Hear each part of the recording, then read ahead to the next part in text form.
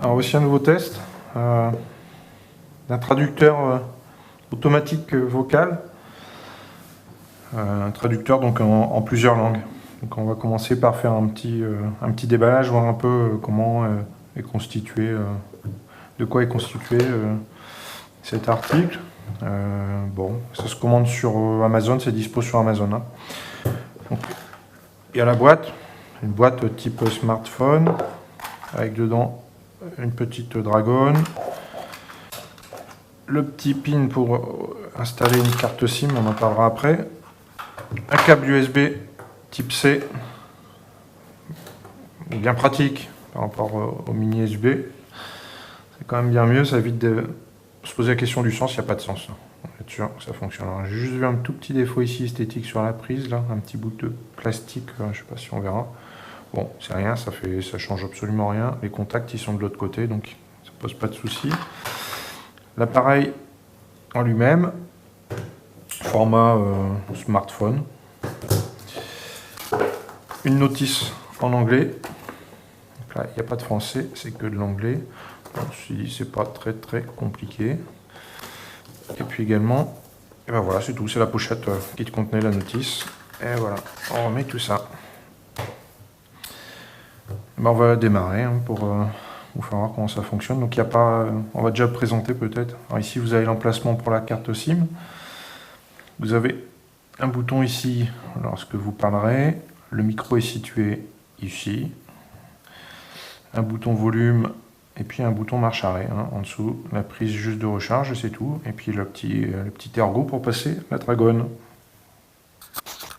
Alors on va procéder au démarrage. Bouton power, on laisse appuyer. Voilà, langue gogo. D'ailleurs, c'est ouais. Langue gogo. Hein. C'est pas langue goga, c'est langue gogo. Donc c'est un écran OLED.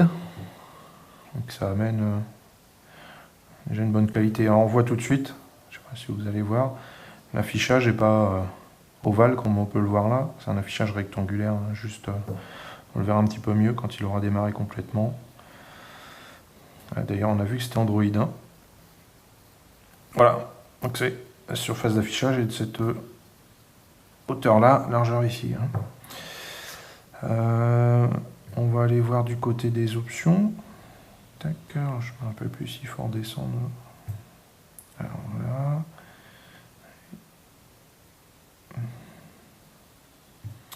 Alors ici, on va pouvoir choisir la langue. Alors ce qu'il faut comprendre dans le système, c'est que j'ai un petit peu galéré au début. En fait, il faut vous dire que vous êtes en train de parler à quelqu'un, un étranger, et donc vous mettez les deux langues en question. Donc il n'y a pas de sens entre français grec ou grec français, ça revient au même.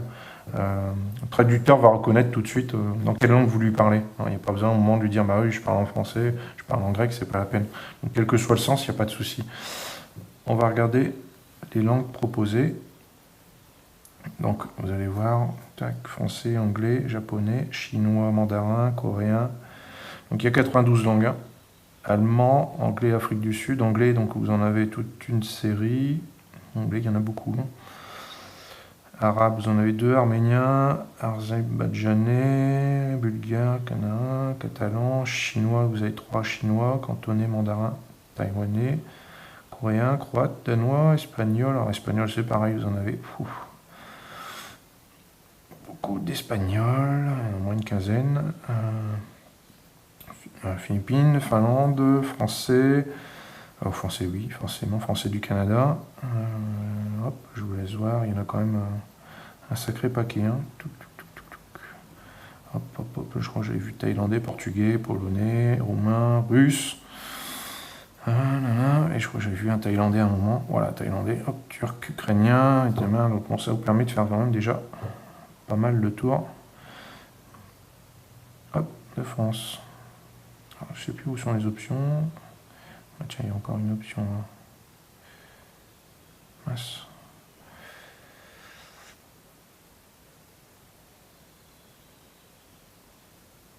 Ah voilà. Alors c'est quand vous allez sur cette page là, on voit ici de toute façon qu'il y a deux pages, j'ai pas bien fait attention. Un petit tour à droite et voici les options. Alors, vous avez remarqué que moi j'ai un menu en français. Alors, juste à noter, quand je l'ai reçu, il n'y avait que anglais, chinois et je ne sais quelle langue incompréhensible pour moi. J'ai fait une petite mise à jour, je vous ferai voir où ça se situe, et le français est apparu, donc avec plusieurs langues, je vais vous les faire voir. Alors, l'appareil fonctionne avec il vous faut de la data, hein. Si vous n'avez pas de data, c'est pas la peine, il vous sert absolument à rien le téléphone. Donc la data, ça se fournit soit avec une carte SIM qu'on mettra ici, une carte cellulaire avec de la donnée, soit vous branchez en Wi-Fi. Si vous avez la Wi-Fi, ça fonctionnera sans carte SIM, soit un point d'accès, etc. Donc tac tac tac, on va aller voir. Bon bah là c'est pas la peine. Réseau cellulaire c'est pareil. Message système, on peut aller jeter un œil. Pas de message, tout va bien. Paramétrage. Hop. Luminosité, volume, langue du système ici, on voit que par rapport à la première version, ça s'est bien développé, hein, espagnol, allemand, alors ici, je ne m'aventurerai pas à vous dire ce que sont ces langues, mais et anglais. Hein. Vous pouvez choisir si c'est un homme ou une femme qui parle. Les mises à niveau, vous voyez, il y a encore une mise à jour, donc assez rapide parce que j'ai fait cette mise à jour il y a 2-3 jours et il y en a encore une nouvelle qui se propose, donc ça c'est plutôt rassurant d'avoir des mises à jour régulières. On peut effacer l'historique de traduction sur, je ne sais plus ce que c'est ça. Ah oui, donc ça c'est du blabla qui vous servira à rien. Et on peut réinitialiser l'appareil. Si jamais à un moment vous avez un bug qui survient, puis que vous n'arrivez pas à démêler, vous réinitialisez. Souvent ça repart, c'est comme les téléphones. C'est le même système. Alors, ERI, ce sont des phrases type... Voilà, je ne connais pas très bien, mais ce sont des phrases un peu type que vous pouvez... Voilà, tac. Ouais, il n'y a pas trop le choix anglais. Voilà. Bon, je ne suis pas très expert là-dedans, moi je vais partir plutôt sur le mode traduction. De toute façon, l'appareil est fait surtout pour la traduction. Mais on va faire un essai de cet appareil. Alors on a mis en langue, hein, on voit français-grec, c'est indiqué en bas du téléphone. Voilà, français ou grec. Ouais, ce serait bien comme... Bonjour, je vous présente un test de ce traducteur automatique. Alors, tiens, il n'a pas bien pris. C'est peut-être le volume sonore qui a gêné. Hop. Donc il a pris que la fin de la phrase. Je vais peut-être parler trop vite par rapport à l'appui. On recommence. Bonjour, je suis un traducteur automatique. Et c'est là qu'on voit qu'il comprend. Bon, là, il a bien compris, j'ai appuyé trop tôt juste avant.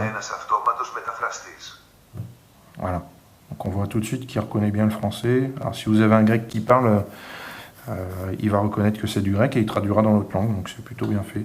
Alors, on peut faire répéter, hein, si c'est pas... Hop, on va remettre un volume un peu supérieur. Hop. Si votre interlocuteur n'a pas compris la phrase, hop. Voilà, donc il y a deux haut-parleurs, le son est plutôt bon, même si vous avez du bruit autour de vous, ça devrait le faire, et le micro est là aussi pour compenser les bruits sonores environnants. Donc, hop, on va faire un autre essai. Alors, regardez le français, forcément, je parle pas beaucoup d'autres langues à part le français, en japonais.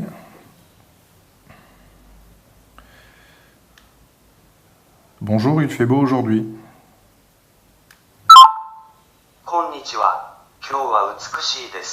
Voilà. Alors, ça permet... ce qui est sympa, c'est qu'on voit ce qu'il a compris, ce qu'on lui dit. Donc, déjà, il comprend bien ce qu'on lui dit. J'ai pas eu besoin de faire d'apprentissage ou autre. Et en plus de ça, voilà, on peut vérifier qu'il a bien pris la bonne phrase. Et, bon, de temps en temps, il va peut-être se tromper sur un terme. Ça vous permet de le voir et puis de rectifier, et de redire le terme ou de changer de terme. Et puis, pour bien traduire. Donc là, vous êtes sûr que, donc en japonais, on a bien dit bonjour, il fait beau aujourd'hui. Hein. Après, bon, je ne parle pas japonais, je ne pourrais pas vérifier, mais en tout cas, il l'a bien traduit, il l'a bien pris en français comme ça. On va faire un autre essai. Hop, Japon. Chinois, on va mettre du russe un petit peu. Hop, là, le russe, je crois. C'est trié par ordre alphabétique, ce n'était pas le cas dans la version anglaise, donc ça c'est bien. Ah, faut appuyer, il ne faut pas faire glisser. Bon.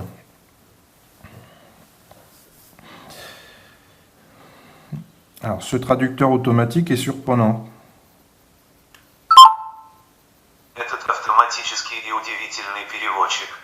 Bon, on voit qu'il n'a pas bien pris et voilà. Bon, c'est pas gênant sur cette phrase-là, mais c'est ce que je vous disais juste avant. On peut voir ce qu'il comprend et c'est pas plus mal. Hein.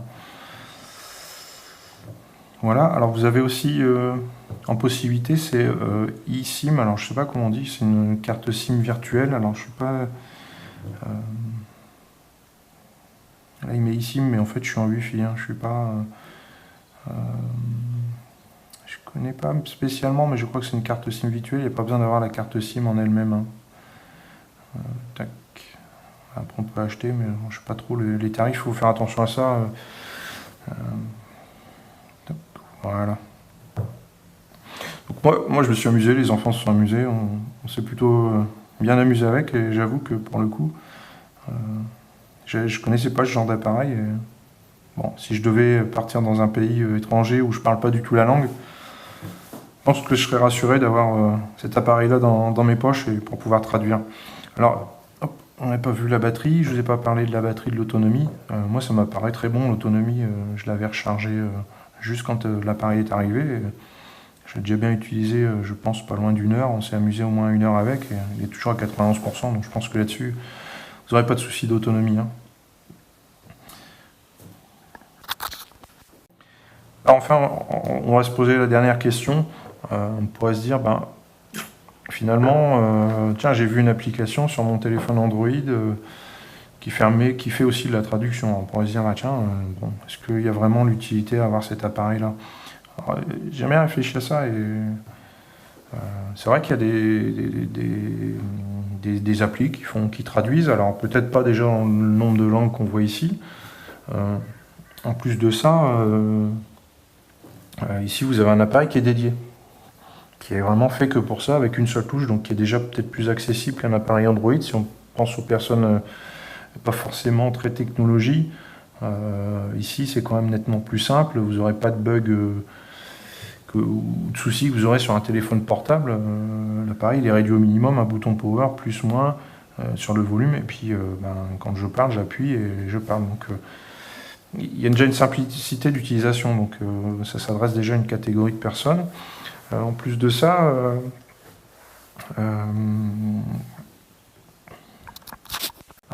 il faut vous méfier parce que ce qui est intéressant, je pense, c'est d'avoir même quelqu'un qui a un smartphone, Android, iPhone, tout ce qu'on veut, c'est toujours un problème, la data, surtout à l'étranger. On peut vite se retrouver avec une facture qui va vous surprendre.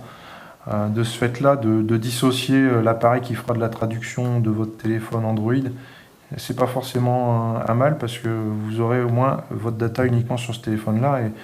Et voilà, si vous fixez une limite, vous l'aurez atteinte ici.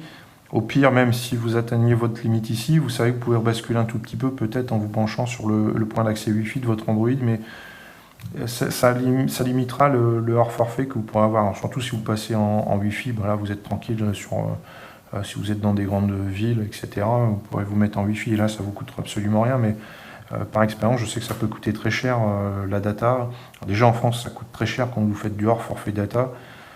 À l'étranger, c'est encore pire, donc pour vous éviter de vous retrouver une facture 200-300 euros, c'est peut-être pas plus mal d'avoir une carte SIM dédiée spécifiquement avec de la data pour l'étranger et limitée à ça, et d'éviter d'avoir du hors forfait. Hein. Après, bien sûr, tout ça, ça se paramètre aussi sur un smartphone Android.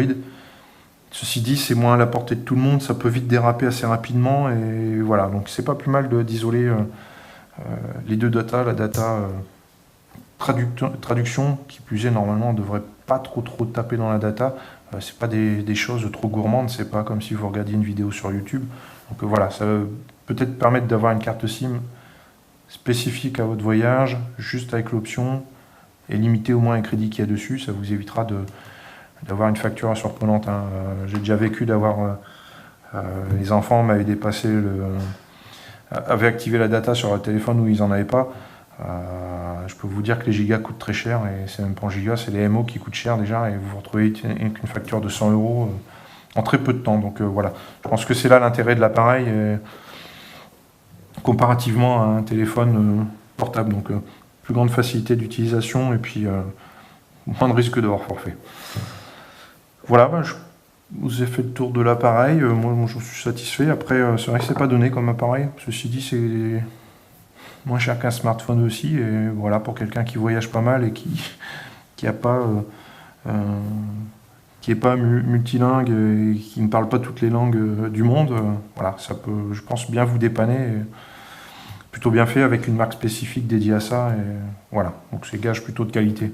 Alors, en termes de fabrication, on voit que c'est quelque chose de bien construit, solide. Les plastiques sont pas glissants, justement, c'est plastique plutôt mat. Et voilà, bon. Je pense que si on était un peu maniaque, on rajouterait peut-être une petite coque. C'est peut-être le seul point où je dirais il manque quelque chose. C'est bon, dommage qu'ils aient pas fourni une petite coque de protection avec, et puis histoire de le protéger, puis de pouvoir barouder un petit peu et sans risquer de le casser. Bon, là c'est du plastique dur. Si ça tombe, je pense que voilà, il faudrait pas que ça tombe sur un coin. Après, vous avez la dragonne, bien sûr. Je pense que ce sera indispensable de mettre la dragonne sur le traducteur et de l'avoir toujours à la main. Au moins, ça vous évitera une chute et une casse. Hein. Voilà, j'ai terminé ce test. Je vous remercie de votre attention. À bientôt. Au revoir.